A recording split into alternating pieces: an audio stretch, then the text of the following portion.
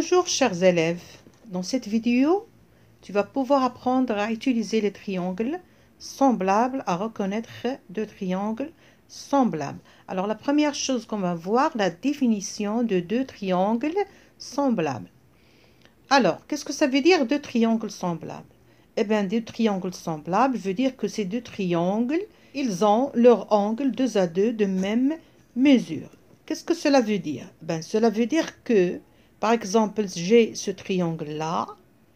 Si cet angle-là, je prends sa mesure et je prends un autre triangle, voilà. Mais de même mesure, par exemple, ici j'ai 30 degrés, là aussi j'ai 30 degrés. Ici, par exemple, j'ai un angle droit, alors là aussi je prends un angle droit. Bien sûr, le troisième côté, il aura 60 degrés, 60 degrés. Et bien, ces deux triangles, on dit qu'ils sont semblables. Aussi, si les deux triangles, les côtés aussi sont isométriques. Hein? Ça, ce sont deux triangles isométriques. Les deux triangles isométriques sont deux triangles semblables, puisque leurs angles sont isométriques. Leurs angles homologues sont isométriques. Eh bien, deux triangles semblables, ça c'est un cas particulier. Hein? Ça, c'est un cas particulier de triangles semblables, les triangles isométriques. Mais en général, deux triangles semblables, c'est suffisant que leur angle homologue soit isométrique, de même mesure. Mais les côtés peuvent être différents. Les côtés homologues peuvent être différents. Alors ça, c'était la définition. Prenons maintenant un exemple de triangle semblable. Alors, vous voyez là, on a deux triangles ABC et EFG qui ont deux angles isométriques. L'angle B et l'angle F, il vaut 50 degrés, donc ce sont deux angles isométriques, ils ont la même mesure. Aussi l'angle G et l'angle C qui ont pour mesure 70 degrés. On nous demande de montrer que ces deux triangles sont semblables. Bien sûr, on sait que la somme des angles internes d'un triangle vaut 180 degrés. Donc, si je veux calculer la mesure du troisième angle, BAC, dans le petit triangle ABC, eh bien c'est 180 moins la somme des deux angles connus. 50 plus 70. Alors c'est 180 moins 120. C'est 60 degrés. Ça c'était pour l'angle BAC. Alors l'angle inconnu aussi dans le grand triangle EFG. Alors c'est FEG, la mesure de l'angle FEG, c'est 180 aussi, moins la somme des deux angles connus. Alors, c'est 180 moins 120 égale 60 degrés. Donc, qu'est-ce qu'on constate ici? On constate que l'angle FEG est égal à l'angle BAC, le troisième angle. Alors, les deux triangles, ils ont leur angle 2 à 2 isométrique. On a ABC égale EFG, CAB égale FEG, BCA égale EGF. Les trois angles sont isométriques. Donc, ABC et EFG sont deux triangles semblables.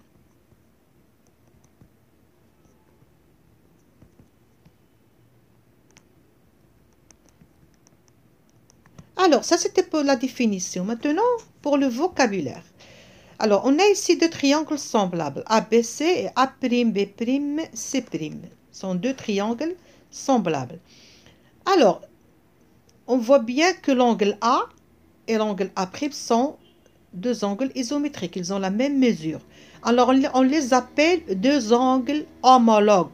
Angles homologues.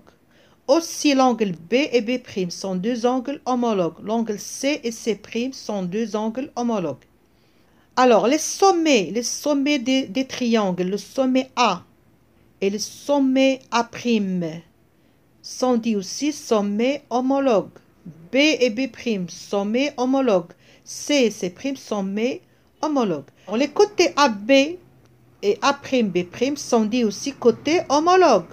Alors, pourquoi je n'ai pas dit AB et le côté AC? L'angle C, il est isométrique à l'angle C'. Très bien. Quel est le côté opposé à l'angle C? Eh bien, c'est AB. Et l'angle opposé à l'angle C', eh bien, c'est A'B'. Donc, les côtés homologues sont AB et A'B'. De même, quel est l'angle opposé à A? C'est BC. L'angle opposé à A', c'est B'C'. Donc, BC et B'C' sont deux côtés homologues. Hein, c'est très important de déterminer quel côté il est homologue à quel côté. Voilà pour le vocabulaire. On a ici une propriété des triangles semblables. Si deux triangles sont semblables, alors les longueurs de leurs côtés homologues sont proportionnelles. Et voilà l'opération dont j'ai parlé tout à l'heure, de déterminer quel côté il est homologue à quel côté. On va voir l'importance de cette opération-là, dans cette propriété-là. Si deux triangles sont semblables, alors les longueurs de leurs côtés homologues sont proportionnelles. Les rapports sont égaux, bien sûr, puisqu'il y a ici proportionnalité. Alors, exercice d'application pour comprendre cette propriété-là. Alors, quand on regarde cette configuration, il paraît assez évident que les deux triangles sont semblables. Puisqu'on a ici l'angle F, le symbole ici, il montre que ces deux angles, F et K, sont isométriques. Et aussi, l'angle E et L aussi sont isométriques. Et tout à l'heure, j'ai bien dit que c'est suffisant lorsqu'on trouve deux angles isométriques, dans le premier triangle et dans le deuxième triangle, on leur trouve deux angles isométriques 2 à 2, c'est suffisant. Ce n'est pas la peine de chercher que l'angle G aussi est isométrique à l'angle M, puisque la somme des angles internes d'un triangle vaut 180. Donc, on avait vu tout à l'heure l'exemple. Donc, ils ont deux angles isométriques 2 à 2. Donc, ces deux triangles sont semblables. Il est évident qu'ils sont semblables. Bon, maintenant, je sais qu'ils sont semblables. Et il me demande de déterminer le côté qui n'a pas de mesure ici, LM, et le côté EF. Déterminer ces deux distances, ces deux longueurs. Donc, d'après la figure ci-dessus, on a les deux angles EFG. L'angle EFG est égal à l'angle LKM. Et l'angle FEG est égal à l'angle KLM.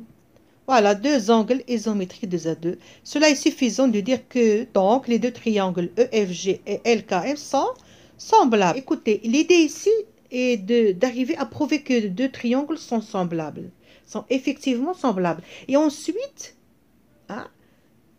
on utilise la proportionnalité sur les côtés des deux triangles semblables pour pouvoir calculer la longueur EF et la longueur MN. Alors, comment allons-nous déterminer les côtés homologues? Eh bien, il y a une technique là. Il y a une technique là pour déterminer les côtés homologues. Alors, qu'est-ce que je vais faire? J'écris mon premier triangle E, F, G. Voilà la technique. Regardez bien. E, F, G. Alors, au-dessous de E, j'écris l'angle isométrique à E. C'est quoi? C'est L. Au-dessous de F, j'écris l'angle isométrique à F, c'est K. Et bien sûr, il reste l'angle M au-dessous de l'angle G. J'ai besoin d'avoir les trois proportionnalités. Pourquoi 3? Pourquoi trois proportionnalités? Parce que le triangle, il a trois côtés. Alors, par exemple, le triangle EFG, il a le côté EF, le côté EG, le côté FG. Voilà. L'idée ici est de fabriquer trois rapports égaux entre les côtés du triangle EFG et les côtés du triangle LKM. Bien sûr, on ne va pas prendre n'importe quel côté sur n'importe quel côté. Non, on ne peut pas le faire. C'est pour cela que je vais vous expliquer cette technique-là. Alors, j'ai écrit chaque angle au-dessous de l'angle qui est isométrique à lui. Voilà, E isométrique à L, F isométrique à K, G isométrique à M. Maintenant, qu'est-ce que j'ai pris? J'ai pris la distance, le côté EF. Donc, au-dessus, qu'est-ce que je vais prendre? Le côté LK. LK. Voilà. Ici, qu'est-ce que j'ai pris? J'ai pris le côté EG. Donc, qu'est-ce que je vais prendre? LM. Le côté LM. Et bien sûr, FG, qu'est-ce qu'il reste? Il reste K, le troisième côté KM. Voilà. C'est comme ça qu'on écrit les trois rapports de proportionnalité. Il faut faire attention à ça. Il y a une autre technique. Il y a une autre technique. C'est quoi? Par exemple, si je prends la couleur rouge, si je prends l'angle F et l'angle K, le côté opposé à F, c'est quoi? C'est EG. Et le côté opposé à K, c'est LM. Donc, EG, LM, voilà. Parce que si vous écrivez les rapports d'une manière qui est fausse, donc tout le calcul sera faux. Alors, cette démarche-là, vous écrivez ces trois rapports correctement, votre exercice sera correct. Vous aurez des réponses correctes. Sinon, la réponse sera fausse. Donc, application numérique. EF, on nous demande, c'est inconnu, c'est la question. LK, c'est 5. EG, c'est 4. LM, c'est la question, inconnue. FG, c'est 3,6. KM, c'est 6. Voilà. Alors, cette proportion, 3,6, c'est sur 6. Je vais la simplifier. C'est 36 sur 60. C'est 3 sur 5. Voilà. Donc, EF sur 5 est égal à 3 sur 5. Et 4 sur LM est égal à 3 sur 5. Alors, ce nombre-là, attention, ce nombre-là, 3 sur 5, ça s'appelle coefficient de similitude. Alors, 3 sur 5, alors je l'écris ici, 3 sur 5 s'appelle coefficient de similitude ou bien rapport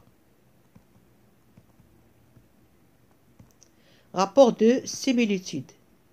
Bien sûr, on a ici 3 sur 5. Il est inférieur à 1. Pourquoi? Parce que 3 est inférieur à 5. Le numérateur, il est plus petit que le dénominateur. Donc, le quotient 3 sur 5, il est inférieur à 1. Alors aussi, 3 sur 5 s'appelle coefficient de réduction. De réduction. Puisqu'on a les côtés du petit triangle sur le côté du grand triangle. Donc, de réduction. Si on avait écrit 5 sur 3, ça serait supérieur à 1. Et à ce moment-là, on l'appelle coefficient d'agrandissement. D'agrandissement, du petit triangle au grand triangle. Et ici, il est inférieur à 1. C'est un coefficient de réduction du grand triangle vers le petit triangle. Alors, revenons à notre exercice, répondons à notre exercice. Si je prends ce rapport-là, alors, GEF sur 5 est égal à 3 sur 5. Ceci veut dire que EF est égal 5 fois 3 divisé par... Comme ça on fait. 5 fois 3 divisé par 5. 5 fois 3 divisé par 5. Alors je simplifie 5, c'est 3. Et voilà. EF égale 3. Deuxième rapport, G4 sur LM est égal à 3 sur 5. Ceci veut dire que LM égale quoi? Égale 4 fois 5 divisé par 3. 4 fois 5 divisé par 3, c'est 20 sur 3. Et je la garde comme ça, puisque la division n'est pas exacte. Voilà. Puisqu'on parle de proportionnalité, on va utiliser le tableau de proportionnalité. Remarquez dans la première ligne, hein, j'ai les longueurs des côtés du triangle EFG. Et la deuxième ligne, les longueurs des côtés du triangle KLM.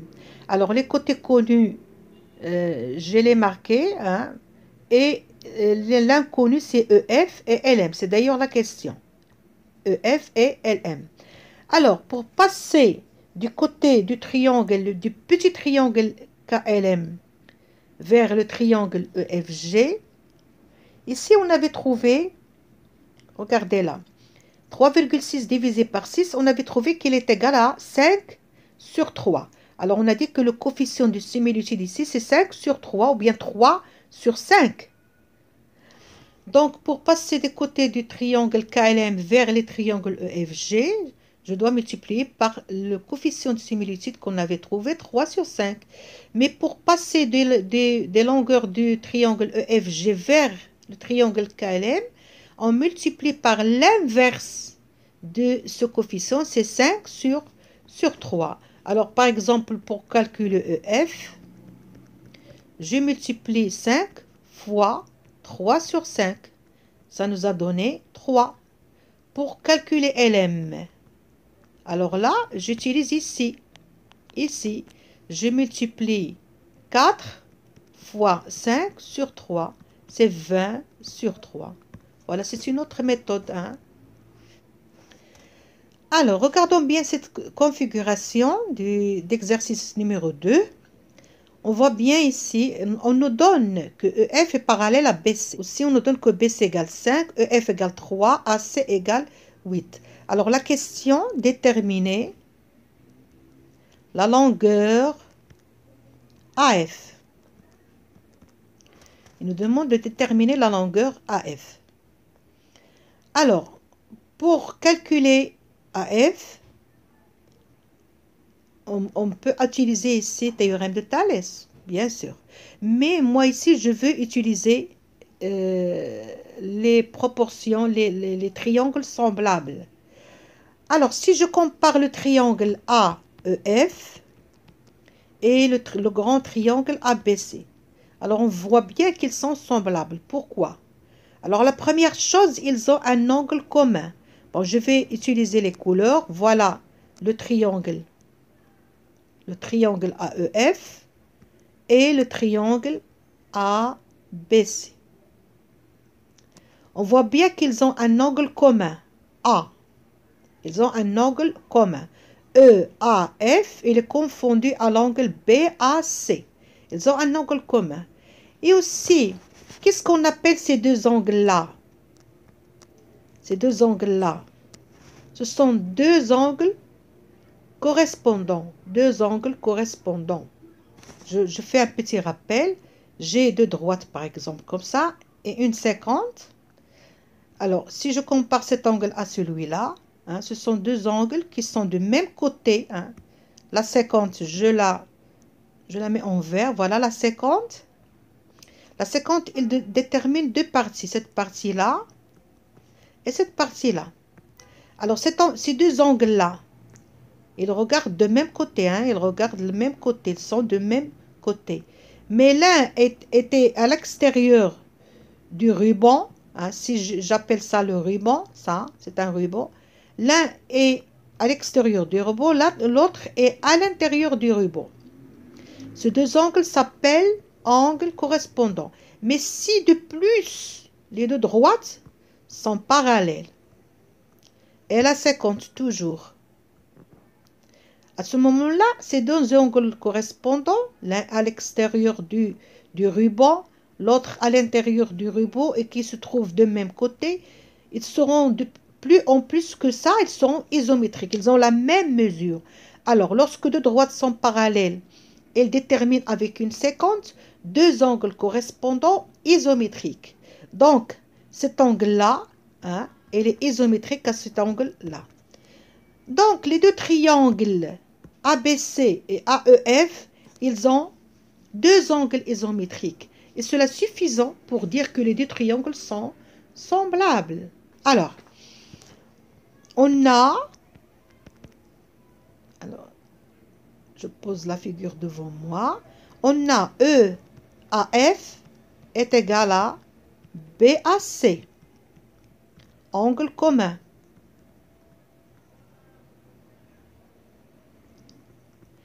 Et on a aussi l'angle AEF égale l'angle ABC. Angle correspondant.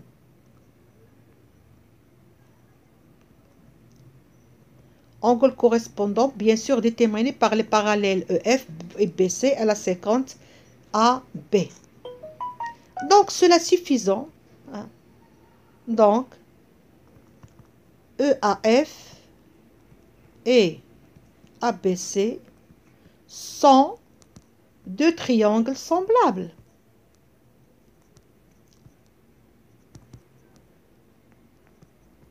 Sont deux triangles semblables. Donc, je peux dire là, je peux utiliser les trois proportions. Mais attention, la technique c'est quoi? Alors, je vais écrire le premier triangle. A, B, C. Alors, on a dit A, c'est un angle commun. Et on a E, il est isométrique à l'angle B. Donc, B, au-dessous de B, j'écris E. Au-dessous de B, j'écris E. Qu'est-ce qu'il manque au triangle AE? Il manque F, l'angle F. Et voilà. Maintenant, je peux écrire AB sur, alors, AB sur AE égale AC, regardez, AC sur AF. Hein? AC sur AF. Et bien sûr, il reste le troisième côté. J'ai ABAC, il me reste BC. J'ai AEAF, il me reste EF. Voilà les trois proportions. Alors, qu'est-ce qu'on a connu? Qu'est-ce qu'on a comme distance connue? On a AC égale 8. 8 sur AF égale. Qu'est-ce qu'on a encore connu? On a EF 3, BC 5. Alors, BC 5, EF 3. Donc, j'ai pas besoin de cette troisième proportion. On n'a pas besoin. Je peux, avec ça seulement, je peux calculer AF. Donc, AF égale 8 fois 3. Hein, 8 fois 3. Je vais l'écrire en couleur pour que vous compreniez la technique aussi. 8 fois 3 divisé par 5. Alors, 24 divisé par 5, c'est 20, c'est 4, la virgule 40, c'est 8. C'est 4,8. Alors, troisième exercice, voyons bien, dans cette configuration, on a un cercle C. On a deux triangles AEM et ABC. On nous donne quelques mesures ici. Alors, je vais l'écrire. On a AM égale 6. EM égale 7. AE égale 9. AB égale 3. Alors, on nous demande de calculer AC et BC. L'idée ici, c'est quoi? D'abord, d'arriver à prouver que ces deux triangles A, parce qu'on voit bien qu'on n'a pas d'autre choix, hein, le triangle AEM et le triangle ABC. Alors, il faut essayer de prouver qu'ils sont semblables. Ensuite, utiliser la proportionnalité sur les côtés homologues des deux triangles pour pouvoir calculer les longueurs AC et BC. Alors, pour montrer que deux triangles sont semblables, je répète, il suffit de trouver deux angles dans ce triangle, dans le premier triangle isométrique à deux angles dans le deuxième triangle. Alors, cherchons ces deux angles. Regardez bien ici. on voit bien qu'on a déjà un angle ici. Ces deux angles-là, EAM et CAB, sont deux angles opposés par le sommet. Et on sait que deux angles opposés par le sommet sont isométriques, ils ont la même mesure. Voilà un angle. Il me reste un autre angle. Regardez bien, l'angle MEB, c'est un angle inscrit. Il inscrit quel arc? Il inscrit l'arc MB. Si je prends alors cet angle-là, je prends une autre couleur, le vert. Alors cet angle-là, il inscrit l'arc MB.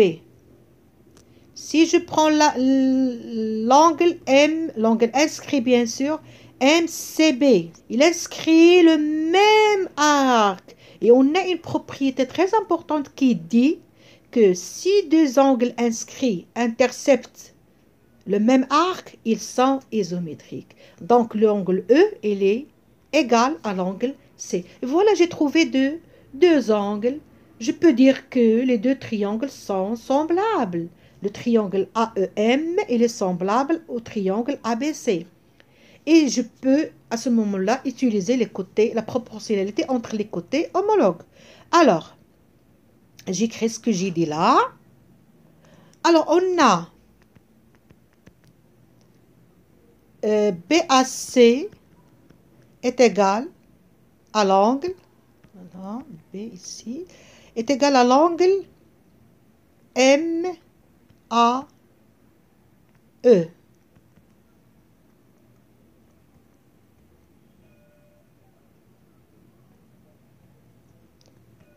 Pourquoi on a dit angle opposé par le sommet? Angle opposé par le sommet. Voilà le premier angle. Hein? Voilà. Voilà ma première relation.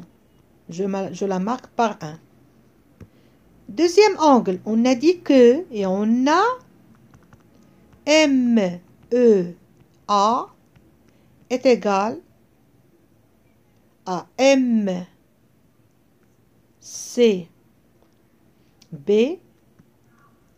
Pourquoi? Angle inscrit intercepte le même arc MB. Voilà ma relation. Mais attention, j'ai dit MCB, mais moi je veux ACB. Puisque A il appartient, voilà, je vais l'écrire. Et puisque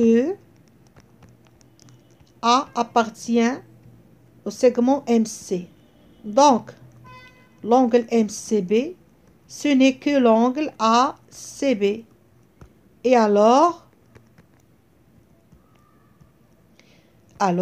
je peux dire que BAC, pardon, MEN. Je peux dire que l'angle MEA est égal à ACB. Et ça, c'est la relation 2. Donc, d'après 1 et 2, d'après 1 et 2, les triangles ABC et MEA, pardon, sont semblables. Alors, la technique qu'on fait, alors j'écris le triangle ABC. On avait dit que A, c'est un angle opposé par le sommet, donc AA. Et on avait trouvé que E, j'utilise E, voilà, regardez. E, il est isométrique à quoi? À C. Alors, au-dessus du C, qu'est-ce que je vais écrire? E. Qu'est-ce qu'il manque à ce triangle-là? M. Et voilà. Maintenant, je peux écrire mes trois proportions AB, voilà, AB au-dessus de AM. J'espère que vous avez bien compris cette technique-là. Elle est très importante. On est sûr qu'on ne va pas se tromper là. Le côté BC sur ME, BC sur ME. Et il me reste AC sur AE, sur AE.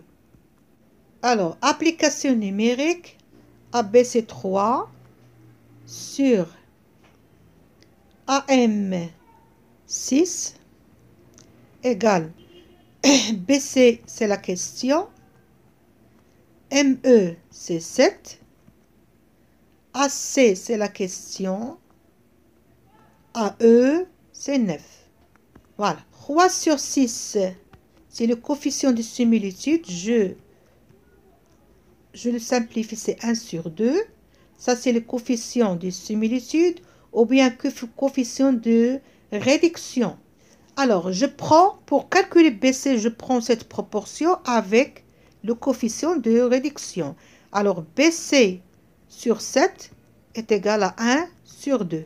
Ce qui veut dire que BC est égal, la technique qu'on utilise, c'est quoi? 7 fois 1 divisé par 2. Donc, BC égale 7 fois 1 divisé par 2. C'est 7 sur 2, c'est 3,5. Pour que je calcule AC, j'utilise avec cette proportion avec le coefficient 1 sur 2. Donc AC sur 9 est égal à 1 sur 2. Ce qui veut dire que AC est égal à 9 fois 1 sur 2 est égal à 9 sur 2 est égal à 4,5. Alors, prochaine vidéo, Inch'Allah, on va voir les propriétés réciproques des triangles semblables. C'est-à-dire, on va voir comment on va tracer un triangle semblable à un autre triangle en utilisant un minimum de données, un minimum de renseignements. Qu'est-ce qu'il nous faut juste pour que deux triangles soient semblables? Et ça, c'est pour le prochain vidéo, Inch'Allah. Et à bientôt.